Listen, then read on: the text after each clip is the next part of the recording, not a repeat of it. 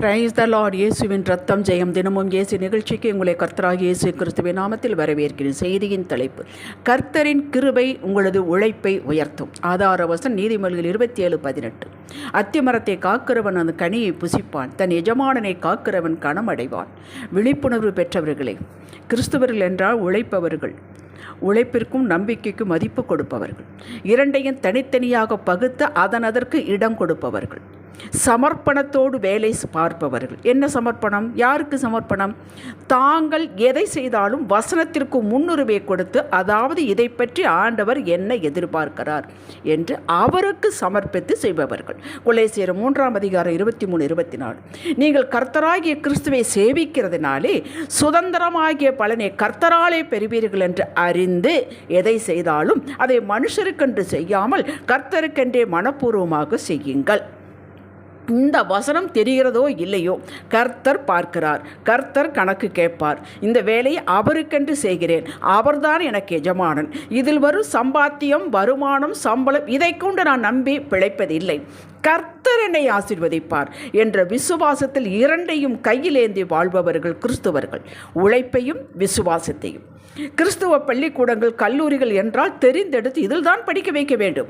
அப்பத்தான் ஒழுக்கமுள்ள பிள்ளைகளாக, வாழ்வை குறித்த நம்பிக்கையுடைய பிள்ளைகளாக, தெய்வ பயம் கொண்டவர்களாக வளருவார்கள், சிறப்பாக தங்கள் வாழ்வை அமைத்து கொள்வார்கள் என்று இந்துக்கள் இதில் இடம் கிடைக்க வேண்டுமே என்று மிகவும் பிரயாசம் எடுப்பார்கள். ஆனால் இக்காலத்தில் இப்படிப்பட்ட மகிமை குறைந்து வருகிறது. இது ஏற்றுக்கொள்ளத்தான் வேண்டும். கிறிஸ்துவனா நம்பி ஒப்படைக்கலாம், கிறிஸ்துவர்களா சந்தோஷமாக வீட்டை ரெண்டுக்கு கொடுக்கலாம் என்றிருந்த காலமும் உண்டு. இன்று நமக்கு வெளியில் இருப்பவர்களுக்கும் நமக்குள்ள வித்தியாசம் குறைந்து கொண்டே வருகிறதையும் பார்க்கிறோம். ஏன்? இதற்கு பல காரணங்கள் உண்டு, விமர்சனங்களும் உண்டு.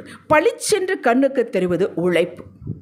இதில் தொய்வு, தங்களைத்தானே உய்த்து ஆராய்ந்து பாராமல் அதிலிருந்து விடுதலையாகாமல் 3 நாள் உபவாசம் போட்டால், வசனத்தை அறிக்கை செய்து பாசிட்டிவாக நினைத்தால், அதை செய்தால் இதை செய்தால் சகலமும் பெற்றுக்கொள்ளலாம் என்ற ஒரு கூட்டம் நகர்ந்து கொண்டிருக்கிறது. இதுதான் உபதேசம். நம்மை நாமே ஆராய்ந்து பார்த்து நம்மை சரி செய்து கொள்ள வேண்டும், உழைக்க வேண்டும். கையில் கொடுத்த வேலை சிறிதோ பெரிதோ, நம்முடைய தகுதிக்கு உகந்ததோ இல்லையோ, அதை உற்சாகமாக கர்த்தருக்கென்று செய்ய வேண்டும். இது என்னவோ சாத்தான் சர்ச்சுக்குள்ளே உள்ளே சில சத்தியங்களை உதவி வச்சு போட்டு விட்டான் என்று எண்ணாதிருங்கள். ஆவிக்குரிய திருச்சபைகளிலே புகுந்து விட்டது. மக்களை பக்திக்குள்ளே இழுக்கிறோம் என்ற பேர்வழியில் அவர்களை அறியாமலே நியாய பிரமாணத்திற்குள் நுழைந்து கொண்டிருக்கிறார்கள். கர்த்தரின் கிருபையும் தயையும் அண்டிக் கொள்வதை மறந்து வருகிறது. மக்களை உஷாராயிருங்கள். நெகேமியா புஸ்தகத்தில் அலங்கம் கட்டும்போது வசனம் நெகேமியா 4:17 சொல்கிறது, அலங்கத்திலே கட்டுகிறவர்களும் சுமை சுமக்கிறவர்களும் சுமை ஏற்றுபவர்களும் அவரவர் ஒரு கையினாலே வேலை செய்து மறு கையினாலே ஆயுதம் பிடித்திருந்தார்கள். இந்த ஆயுதம் எதற்கு? கட்டக்கூடாது என்று எதிர்ப்பு வந்தால் அதை தடுத்து தங்கள் வேலையை கிரமமாய் செய்வதற்கு. இதுதான் கிறிஸ்துவனுடைய லைஃப் ஸ்டைலாக இருக்க வேண்டும் எக்காலத்திலும். இது ஆவிக்குரிய வாழ்வையும் உலக பிரகாரமான நமக்குள்ள கடமையும் சுட்டுகிறது. பிரசங்கி 11:4 சொல்லுகிற ஞானி சொல்லுகிறான், காற்றை கவனிக்கிறவன் விதைக்க மாட்டான், மேகங்களை நோக்குகிறவன் அறுக்க மாட்டான். விதைப்பிலிருந்து பயிர் அறுவடை வரை விவசாயி கண்ணும் கருத்துமாக இருந்து செய்ய வேண்டிய நேரத்தில் செய்ய வேண்டிய செய்தால் மட்டுமே, சூழ்நிலைகள் சாதகமோ பாதகமோ அதை ஒரு பொருட்டாக எண்ணாமல் கருத்தாய் உழைத்தால் மட்டுமே அறுவடை வீடு வந்து சேரும். இது விவசாயிக்கு மட்டுமல்ல, படிக்கும் பிள்ளைகளுக்கும், வேலை பார்ப்பவர்கள், பிசினஸில் இருப்பவர்கள், ஏன் வீட்டு வேலையில் பராமரிப்பு ஈடுபட்டிருக்கும் சகோதரிகளுக்கும் யாவருக்கும் இது பொருந்தும். இது சின்ன வேலை, இது அற்பமானது, இதற்கு இவ்வளவு ஞானம் தேவையில்லை, உழைப்பு வேண்டியதில்லை என்பது ஏதும் இல்லை. அதன் கணத்தை உடையது. மதிப்பு கொடுங்கள். எந்த வேலையாக இருந்தாலும் மதிப்பு கொடுங்கள். உழைப்புக்கு மதிப்பு கொடுங்கள். பக்தியும் வேண்டும், யுக்தியும் வேண்டும், உழைப்பும் வேண்டும். உங்கள் கையில் ஒரு வேலை, ஒரு காரியம் கொடுத்திருப்பார் என்றால் அதை கண்ணும் கருத்துமாக ஜெபித்து தேவ ஞானத்தோடு அதை செய்யுங்கள். சோம்பேறியின் ஆசை அவனை கொல்லும் என்கிறது வேதம். சிறியதில் உண்மையாயிருந்தால் மட்டுமே பெரியதில் தலைவனாக வைப்பார். யோசேப்பு போத்திபார் வீட்டில் உண்மையுள்ளவனாக இருந்தான். கொடுக்கப்பட்ட வேலையை கர்த்தருக்கென்று செய்தான். சிறையிலும் உண்மையுள்ளவனாக இருந்தான்.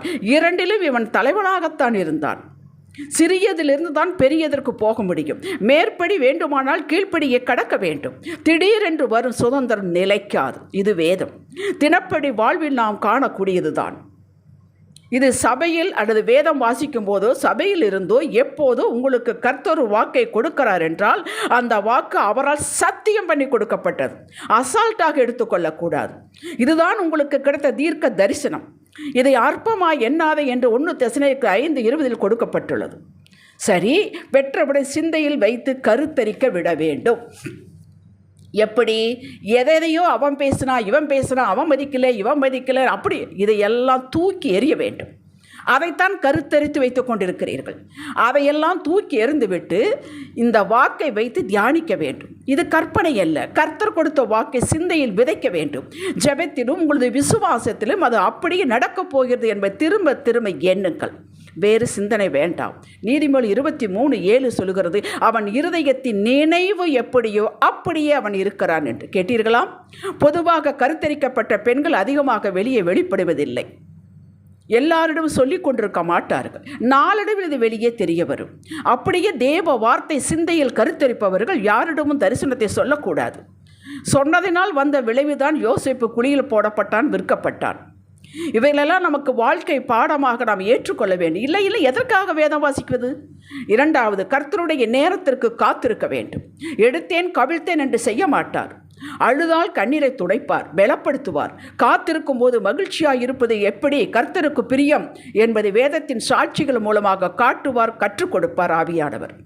இதற்கு பதிலாக ஐயோ அழுகிறாங்களே, டென்ஷன் ஆகிட்டாங்களே, வேதனையாக இருக்கிறாங்களே, ஸ்ட்ரெஸ்ஸாக இருக்கிறாங்களே என்று காலத்துக்கு முன்னாக செய்யவே மாட்டார். வாக்கு பெற்ற நீங்கள் அதிகாலை எழும்பி கர்த்தரை ஆராதிக்க வேண்டும். அவரை தேடுவதற்கு ஒரு மதிப்பு கொடுக்க வேண்டும், துதிக்க வேண்டும், நன்றி செலுத்த வேண்டும். அதிகாலை எழும்பி ஜெபிக்கிறவர்கள் வெற்றி அடைகிறார்கள். அவர்கள் என்ன தெரியாதவர்களா?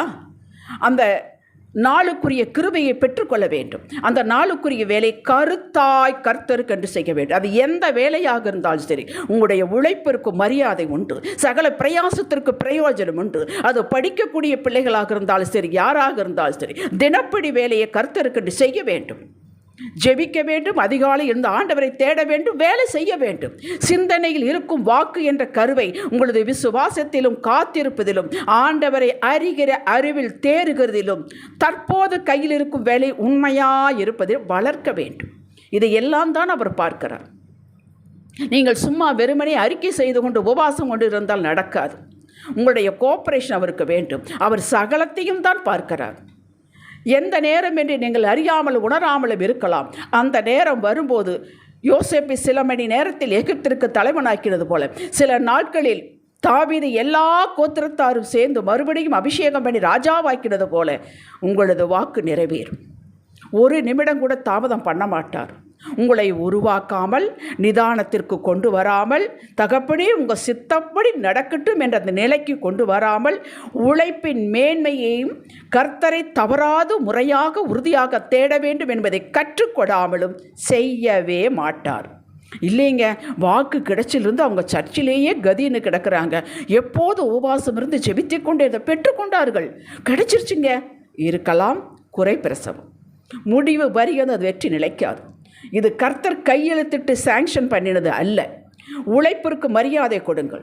உங்களை நீங்களே தினமும் ஆராய்ந்து பார்த்து சரி செய்து கொள். கண்ணாடியில் பார்த்து நம்ம எப்படி சரி செய்து கொள்ளுகிறோமோ அதுமாதிரி வேதம் என்ற கண்ணாடியை பார்த்து நாமவே சரி செய்து கொள்ள வேண்டும்.